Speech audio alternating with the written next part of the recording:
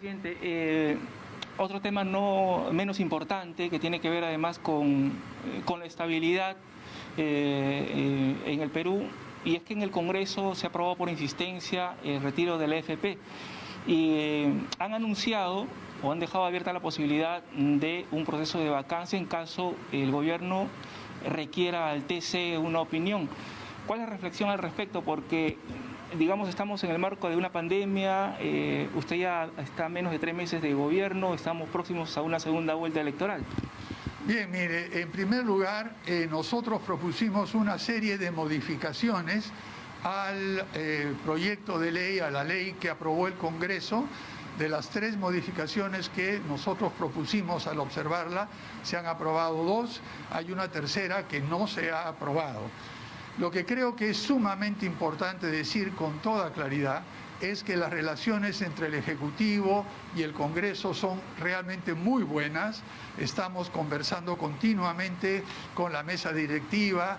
Todas las semanas la Presidenta del Consejo de Ministros tiene reuniones con las bancadas de diferentes regiones. Nos reunimos frecuentemente con la Comisión COVID. Yo he invitado a todos los voceros de los partidos políticos a conversar conmigo a Palacio. Acudieron todos, de los 9 partidos que estaban en el Congreso cuando hicimos esa invitación, menos 2. Y curiosamente, algunos de los congresistas de estas 2 facciones que no quisieron conversar con el Ejecutivo son los que plantean este tipo de ideas y de vacancia. Lo que quiere quedar muy claro es que el Perú no está para experimentos y no está para mayor inestabilidad. Nosotros respetamos a la gran mayoría de congresistas que de buena fe han venido trabajando en hacer proyectos de ley, declaraciones y trabajar con el Ejecutivo. Pero hay un puñado, unos 3, 4, 5 congresistas que parece que en vez de ser congresistas son chantajistas y que le plantean al Ejecutivo que si no hacemos eso te vacamos. Por favor, esa no es una manera de hacer política en ninguna parte del mundo y menos en el Perú en un momento tan crítico como el que estamos ahora. Lo que haremos es tomarnos nuestro tiempo, analizaremos en detalle la ley que se ha pasado por insistencia y en el momento oportuno el Poder Ejecutivo dará su opinión sobre el caso. ¿Todavía no se tiene entonces pensado recurrir al Tribunal Constitucional? Estamos examinando, evaluando eso con tranquilidad. No hay ningún apuro para hacer ese tipo de medidas, tomar ese tipo de medidas, y lo seguimos analizando y estudiando con la calma, con la tranquilidad y sobre todo con la seriedad que un tema tan delicado que, por un lado, ayuda a la ciudadanía, aunque es un número muy pequeño de personas en comparación con la gran mayoría de peruanos que están sufriendo el efecto de la pandemia, pero ese número también queremos prestarle atención. Por eso estamos viendo la conveniencia y ver qué efectos negativos podría tener. Cualquier persona sabe que si se saca una cantidad muy grande de dinero en muy poco tiempo, se puede producir algún disturbio en lo que es la estabilidad financiera. Pero por eso es que estamos analizando estos detalles y nos tomaremos el tiempo que sea necesario. El Congreso debió, digamos, analizar a mayor profundidad un trabajo integral del sistema privado de pensiones, digamos, en lugar de insistir en eso. Mire, lo que se trató de hacer cuando por primera vez se planteó en el Congreso, y acá yo puedo hablar del tiempo en que era congresista, se examinó esto y como congresista se plantearon varias opciones. No solo eso, cuando se votó esto, en mi intervención en el Congreso, y está ya en los récords, yo planteé con toda claridad de que había que hacer una reforma integral. Y esta reforma integral tenía 3 componentes. En primer lugar, una reforma del sistema de pensiones, porque sabemos que el actual, tal como tenemos la ONP y las AFPs, no ha funcionado lo que queríamos. En segundo lugar, no se puede hacer solamente una reforma de pensiones sin tener también una reforma laboral, porque resulta que el 70% de los trabajadores no está empleado formalmente y no cotiza ni va a tener pensión, excepto pensión 65. Por lo tanto, habría que hacer reformas laborales para incorporarlos a la formalidad. Y en tercer lugar, había que hacer una reforma tributaria, porque no puede ser que un país como el nuestro tenga una presión tributaria de alrededor 13.5% del PBI, cuando el promedio latinoamericano está por encima del 20%. Lo que se trató de hacer en el Congreso con la comisión presidida por una congresista, la congresista Monte, fue dar algunos lineamientos para una reforma del sistema de pensiones, pero al mismo tiempo habría que reformar el sistema laboral y el sistema tributario.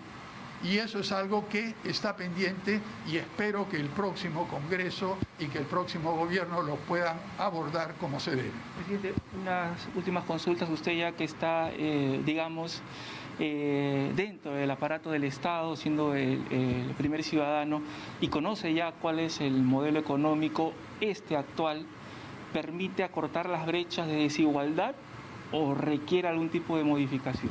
Mire, la discusión sobre el modelo económico me parece bastante ociosa, porque la palabra modelo económico significa para unas personas una cosa y para otras personas otra cosa totalmente distinta. En vez de hablar del modelo en abstracto, lo que deberíamos hacer es hablar de cada uno de sus componentes. ¿Funciona bien el mercado? ¿Hay que regularlo más o no? Hemos venido haciendo, por ejemplo, ha sido pasar una ley que el Congreso planteó y nos pareció muy buena, y luego planteamos algunas observaciones, que era ley para evitar concentraciones, demasiada concentración, lo que se llamó la ley de concentraciones y fusiones. Y lo que hicimos es, en trabajo conjunto con el Congreso, dar unas regulaciones que estimulan la competencia y previenen el abuso de posiciones de dominio en un mercado determinado. Eso es así sobre cada uno de los temas. En vez de hablar del modelo en abstracto, lo que tenemos que hablar es qué hay que hacer en reforma tributaria, qué hay que hacer para estimular las inversiones, qué es lo que hay que hacer en empleo, qué es lo que hay que hacer en pensiones.